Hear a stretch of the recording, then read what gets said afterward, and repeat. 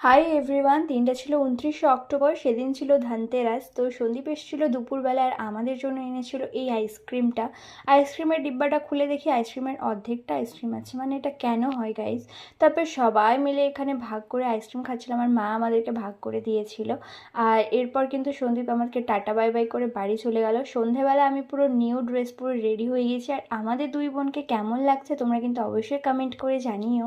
এরপর মারা আমাদেরকে এখানে ঝাঁটা কিনে হাতে ধরিয়ে দিয়েছে, যা বাড়িতে রেখে আয়। তো আমরা বাড়িতে রেখে চললাম আবার। আর আমরা কিন্তু এখন যাচ্ছি মুরলীধর জুয়েলার্সে, ওখানেই মারা কিন্তু ছিল। আর ওখান থেকে আমরা এই যে অনেক কিছু দেখছিলাম, যেমন রূপোর কয়েন, সোনার আংটি, এরপর রূপোর আংটি, আর তারপর এই পেতলের দোকানটাতে গেছিলাম। আর এখানে এই প্রদীপগুলো আমার ভীষণ ভালো লেগেছিলো, তো এখানের মধ্যে একটা নিয়েছি। আর বাড়ি ফিরে কিন্তু সব কিছু দেখাবো যা যা কিনেছি। আর এরপর আমরা যাচ্ছিলাম রজতদার দোকান। তো বাকিটা আসছে নেক্সট পার্টে। জলদি জলদি সাবস্ক্রাইব করো। রাধে রাধে।